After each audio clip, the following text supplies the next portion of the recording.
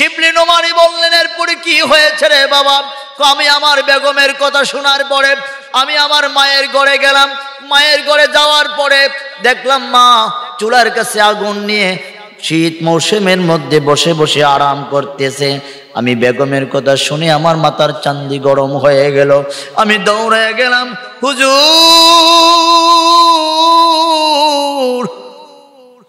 আমি পিছন থেকে গিয়ে আমার মায়ের পিঠের মধ্যে লাথি মারলাম।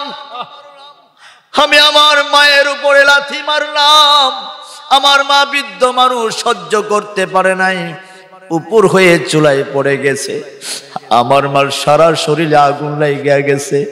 আমার মা বাবা বাবা কইয়া চিৎকার দিছে, আমি শুনছি হুজুর, আর আওয়াজ করে নাই। হঠাৎ করে আমার জ্ঞান ফিরল, আমি কি করলাম? যে মা আমার জন্য বিয়ে বসে নাই, ছোটবেলায় রেখে আমার বাবা দুনিয়া থেকে বিদায় হয়ে গেল। আমার মা বাড়ি বাড়ি কাজ করে আমাকে লালন পালন করেছে হুজুর। হঠাৎ করে যখন মনে হলো আমার মা আর আমি ছাড়া কেউ নাই, আমার মাকে চুলার কাছ থেকে যখন উঠাইলাম, ও হুজুর, দেখলাম আমার মা, জবানে কোনো আওয়াজ নাই, মা মা কইয়া ডাকলাম, দেখি আমার মা আর দুনিয়ার মধ্যে নাই গো হুজুর। হুজুর,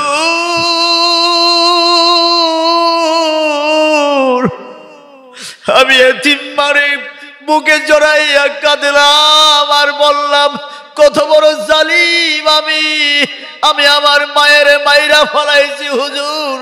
আমি বেগমের কাছে গিয়ে বললাম, তোমার আচরণের কারণে আজকে আমার মায়ের এই দশা হয়েছে। আমি আমার বেগমকে তালাক দিয়ে বিদায় করে দিলাম। হুজুর, যে পা দিয়ে মায়ের লাথি দিলাম, আমি নিজের হাতে কোরাল নিয়ে নিজে কোবাইয়া কোবাইয়া পা গুলা কাইটা ফেলাইছি। আমি আমার পা গুলার সাথে রাখি নাই হুজুর। যেই চোখ দিয়ে আমার মায়ের দেখে আঘাত করেছি, আমি চক্ষু গুলায় উঠাইয়া ফেলাইছি। পরে দেখলাম মানুষের কাছে শুনলাম, আপনার মাকামে ইব্রাহিম, কাবা শরীফের আর মাকামে ইব্রাহিমের মাঝখানে যদি কেউ দোয়া করে, দোয়া কবুল হয়ে যায়, দোয়া কবুল হয়ে যায়। আমি বেকার হয়ে গেছি, আমি জুলুম করেছি হুজুর। আমি আল্লাহর কাছে ক্ষমা চাইতে আসি। দীর্ঘ বছর ধরে কান্নাকাটি করি, আমি যে আমার মায়ের উপরে জুলুম করেছি, আমার গুনাহ কি আল্লাহ ক্ষমা করেছে? শিবলি রহমাতুল্লাহ আলাইহি চক্ষু বন্ধ করে কাশফ খুলে লক্ষ্য করে আল্লাহকে যখন প্রশ্ন করলেন, আল্লাহ তোমার এই বান্দারে মাফ করা হয়েছে কিনা? কয় না না না, এই ছেলে জুলুম করেছে মায়ের প্রতি, আমি আল্লাহ ক্ষমা করি না। একটা আমলের কথা বলে যাই, এই আমল যদি করো নবী দেখতে পাইবা। আপনাদেরকেও জানাইয়া দেই, এই আমলটা মনোযোগ দিয়ে শুনবেন, মনোযোগ দিয়ে শুনবেন, আমলটা করার চেষ্টা করবেন। সুবহানাল্লাহ বলেন। এই আমরা কি নবী দেখতে চাই না? একটা আমলের মাধ্যমে যদি নবীকে পাওয়া যায়, সে আমলটা করার দরকার আছে নেই? করতে চাননি? আব্দুল্লাহ ইবনে আব্বাস বর্ণনা করেন, দুনিয়ার মানুষ শুনে নাও, কেউ যদি জুমারাত, কি রাত? জুম্মারাতের ভিতরে এশারের নামাজের পরে 2 রাকাত নামাজ, প্রথম রাকাতে সূরা ফাতিহার পরে ইখলাস শরীফ 25 বার, দ্বিতীয় রাকাতে ফাতিহার পরে ইখলাস শরীফ 25 বার, এইভাবে 2 রাকাত নামাজ পড়বে। নামাজ পড়ে মুসল্লায় বসে সাল্লাল্লাহু আলা মুহাম্মাদিন নবিল উম্মি, এই দুরূদ 1000 বার পড়বে। আব্দুল্লাহ ইবনে আব্বাস বর্ণনা করেন, দুনিয়ার মানুষ কেউ 2 রাকাত নামাজ পড়ার পরে যদি এই অনুযায়ী দুরূদ 1000 বার পড়ে ঘুমিয়ে যায়, ঘুমের ঘরে দিনের নবীর জিয়ারত হয়ে যাবে। সুবহানাল্লাহ। আব্দুল হক মুহাদ্দিসে দেহলভী রাহমাতুল্লাহ আলাইহি বর্ণনা করেন, কারো যদি প্রথম জুমায় দেখা না হয় দ্বিতীয় জুমায় হয়ে যাবে, দ্বিতীয় জুমায় দেখা না হলে তৃতীয় জুমায় হয়ে যাবে, তৃতীয় জুমায় না হলে চতুর্থ জুমায় হয়ে যাবে, চতুর্থ জুমায় না হলে আল্লাহর জাতের শপথ করে বললেন পঞ্চম জুমায় নবীজির দিদার হয়ে যাবে। ও আব্বাজান, সবাই নবীরে ভালোবাসি কিন্তু নবীরে দেখতে চাই না। সবাই মন থেকে বলে দেখতে চাই, পদ্ধতি জানি না। কথা বলেন, রাস্তা যদি না জানা থাকে কোনোদিন রাস্তা দিয়ে যাওয়া যাবে না। রাস্তা জানা থাকলে যে কোনো জায়গায় পথ খুঁজে বের করা যায়। তা আমরা কি এই আমলটা করতে পারি না? বলেন, পারি না? জুমারাত আমরা কি করব? জুমারাত কোনটা বলে? বৃহস্পতিবার দিনগত। মাশাআল্লাহ মাশাআল্লাহ, তাহলে আপনাদের যথেষ্ট জ্ঞান আছে। আল্লাহ আমাদেরকে এই বোঝ দান করুক, বলি আমিন। একটু জিকির করেন আল্লাহ আল্লাহ আল্লাহ, জবান খোলে।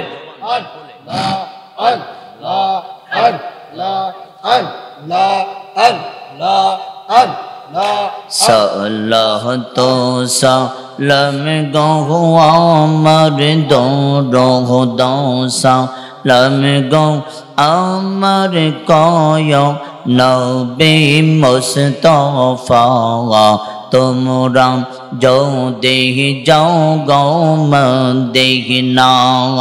মাশাআল্লাহ, আল্লাহ আল্লাহ সালাতো সালাম গো আমার দরুদ সালাম গো আমার কয় নবী মুস্তাফা, তোমরা যদি যাও গো মদিনা। মাশাআল্লাহ, আল্লাহ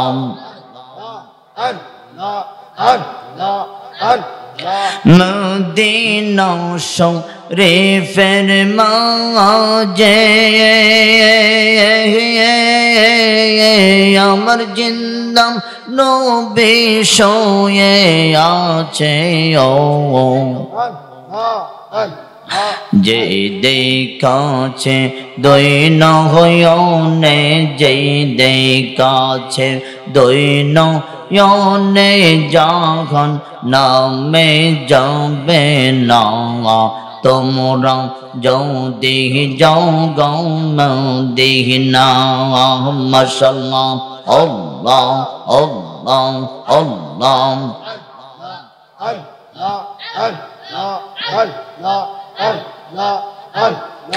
মদিনা শরীফের মাঝে জান্নাতের বাগান আছে। সেই জায়গাতে নামাজ পড়লে, সেই জায়গাতে নামাজ পড়লে গোনা তোমার থাকবে না। তোমরা যদি যাও গো মদিনা। মাশাআল্লাহ, আল্লাহ আল্লাহ আল্লাহ সালাতো সালাম গো আমার দরুদ সালাম গো আমার কয় নবী মুস্তাফা, তোমরা যদি যাও গো মদিনা। মাশাআল্লাহ, আল্লাহ আল্লাহ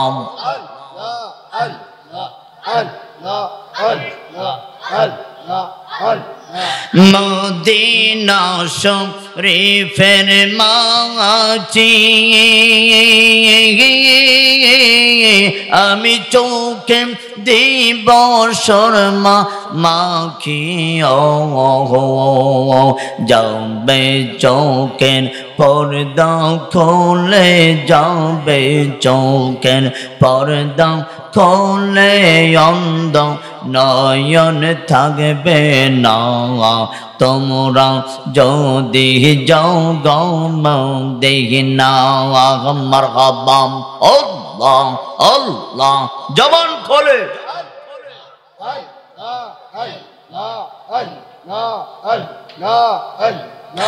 এই মোহাম্মদ মদিনা ওয়ালা আই রে আমার বুকে আয় আই মোহাম্মদ কমলে ওয়ালা আই রে আমার বুকে আয় ডাকিতেছে পাগলেরা ডাকিতেছে পাগলেরা শান্তি দাও মোর কলে যায় এই মোহাম্মদ কমলে ওয়ালা আমার বুকে আয় মারহাবা আল্লাহ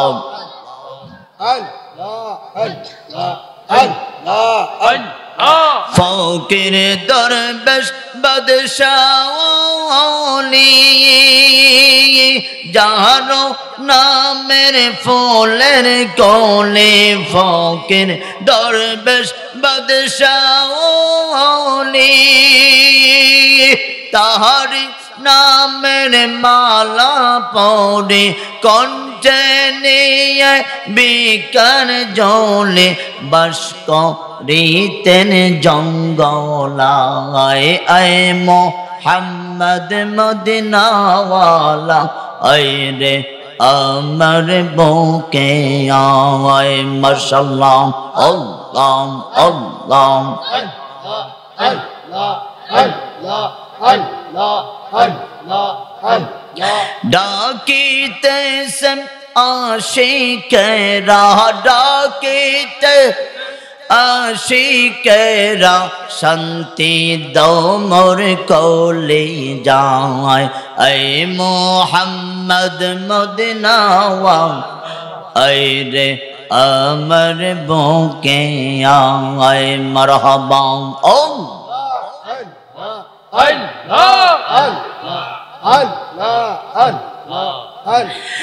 বাবাজি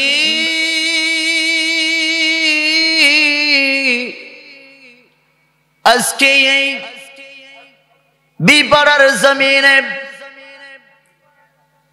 কবরবাসীর জন্য এত সুন্দর আয়োজন। যারা কবরে আছে আমরা তো উপরে যারা আছি জানি মনে করি ভালো। ও আব্বা, কিছু কিছু কবর আছে জাহান্নামের আগুন হয়ে আছে।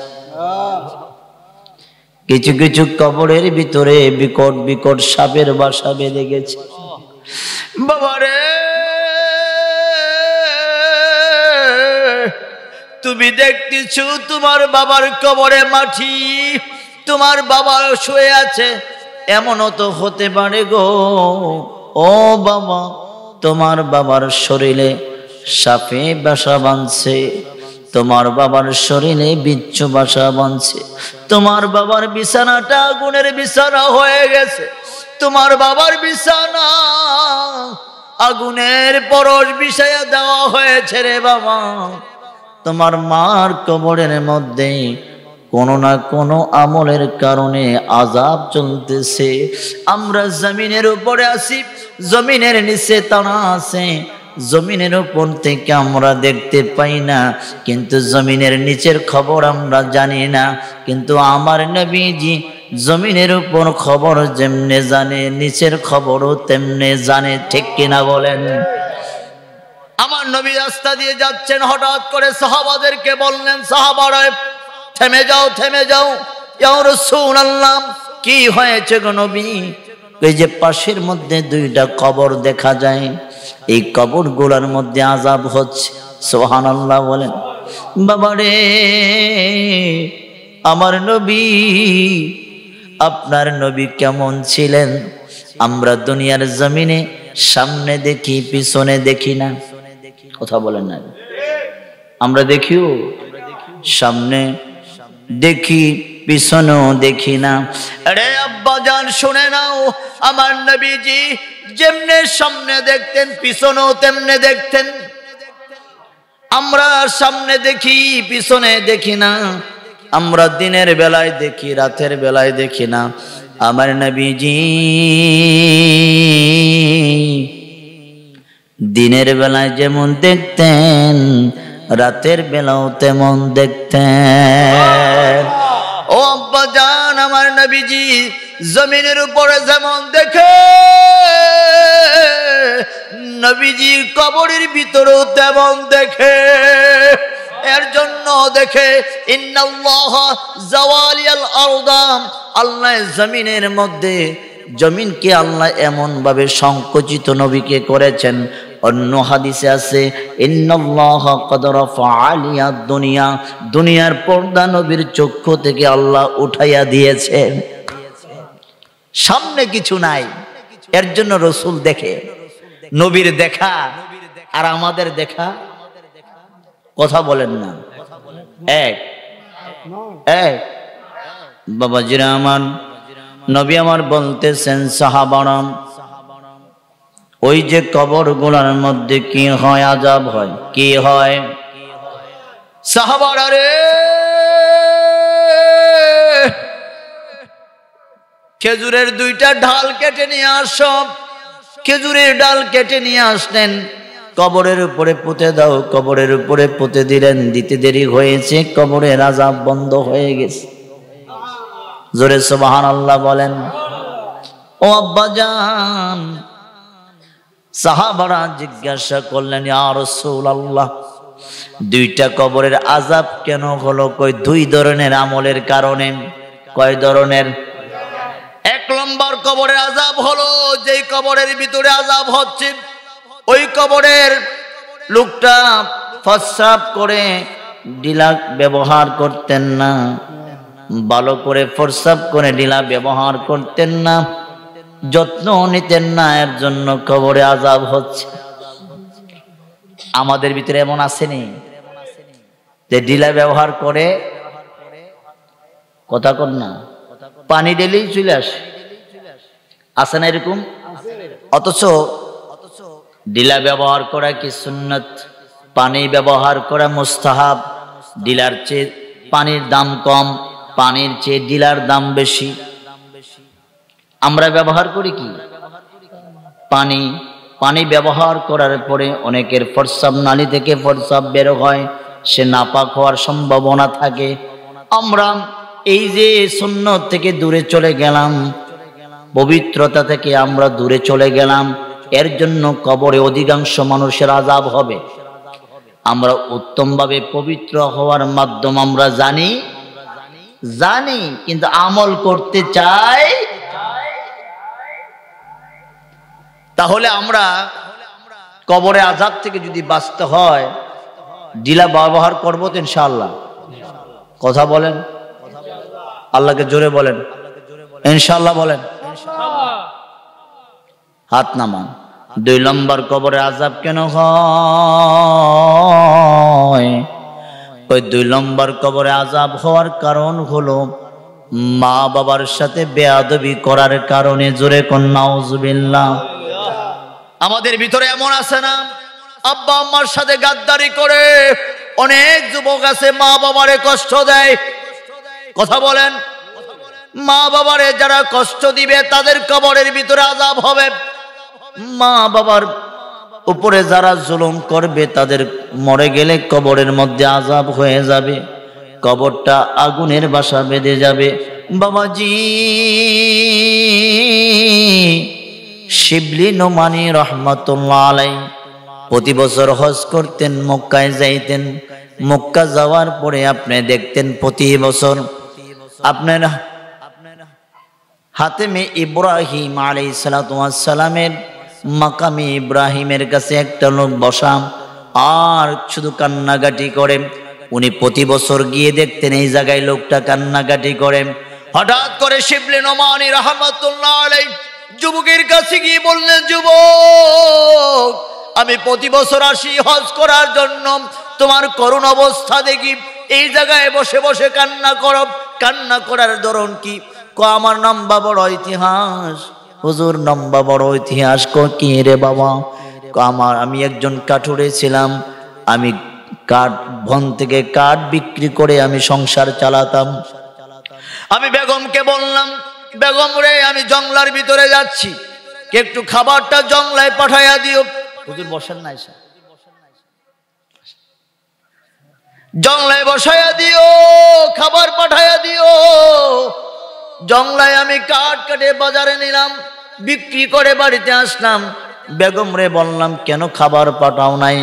বেগম বলল, তোমার মা আমার সাথে দুর্ব্যবহার করেছেন, তোমার মায়ের উপরে রাগের কারণে আমি খাবার পাক করি নাই, এর জন্য খাবার দেই নাই। তোমার মা আমার যন্ত্রণা দিয়েছেন। শিবলি নোমানি বললেন, এরপরে কি হয়েছে রে বাবা? আমি আমার বেগমের কথা শোনার পরে আমি আমার মায়ের ঘরে গেলাম। মায়ের ঘরে যাওয়ার পরে দেখলাম মা চুলার কাছে আগুন নিয়ে শীত মৌসুমের মধ্যে বসে বসে আরাম করতেছে। আমি বেগমের কথা শুনে আমার মাথার চান্দি গরম হয়ে গেল। আমি দৌড়ে গেলাম, হুজুর।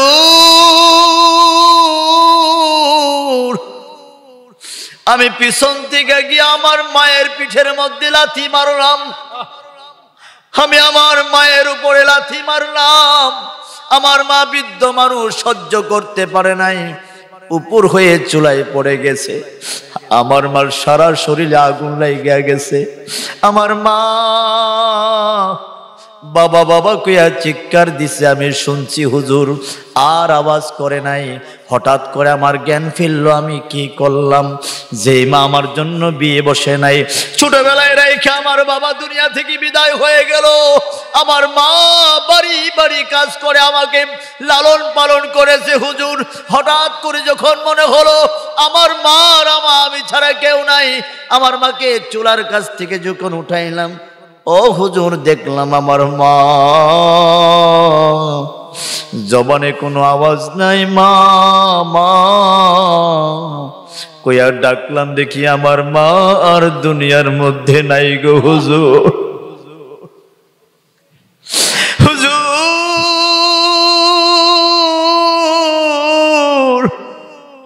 আমি এতিম মারে বুকে জড়াইয়া কাঁদলাম আর বললাম, কত বড় জালিম আমি আমার মায়ের মাইরা ফলাইছি হুজুর। আমি বেগমের কাছে গিয়ে বললাম, তোমার আচরণের কারণে আজকে আমার মায়ের এই দশা হয়েছে। আমি আমার বেগমকে তালাক দিয়ে বিদায় করে দিলাম। হুজুর, যে পা দিয়ে মায়ের লাথি দিলাম, আমি নিজের হাতে কোরাল নিয়ে নিজে কোবাইয়া কোবাইয়া পা গুলা কাইটা ফেলাইছি। আমি আমার পা গুলার সাথে রাখি নাই হুজুর। যেই চোখ দিয়ে আমার মায়ের দেখে আঘাত করেছি, আমি চক্ষু গুলায় উঠাইয়া ফেলাইছি। পরে দেখলাম মানুষের কাছে শুনলাম, আপনার মাকামে ইব্রাহিম, কাবা শরীফের আর মাকামে ইব্রাহিমের মাঝখানে যদি কেউ দোয়া করে, দোয়া কবুল হয়ে যায়, দোয়া কবুল হয়ে যায়। আমি বেকার হয়ে গেছি, আমি জুলুম করেছি হুজুর। আমি আল্লাহর কাছে ক্ষমা চাইতে আসি। দীর্ঘ বছর ধরে কান্নাকাটি করি, আমি যে আমার মায়ের উপরে জুলুম করেছি, আমার গুনাহ কি আল্লাহ ক্ষমা করেছে?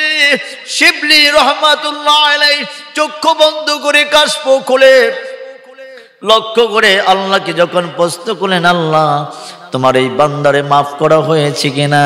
কয় না না না, এই ছেলে জুলুম করেছে মায়ের প্রতি, আমি আল্লাহ ক্ষমা করি না।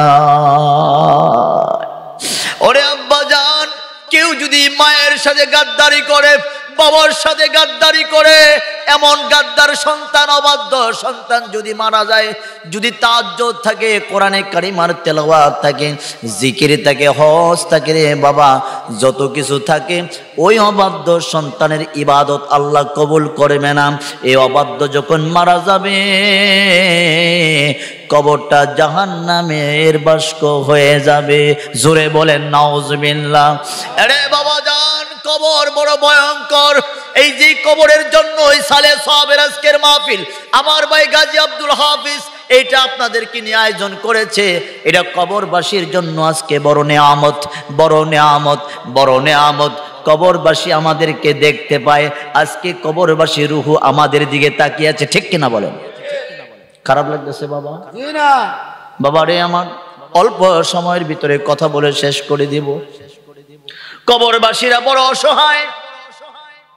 শেখ সাইদি রহমাতুল্লাহ আলাইহি বর্ণনা করেন, দুনিয়ার জমিনে যার বাবা নাই সে এতিম না, দুনিয়ার জমিনে যার মা নাই এতিম না।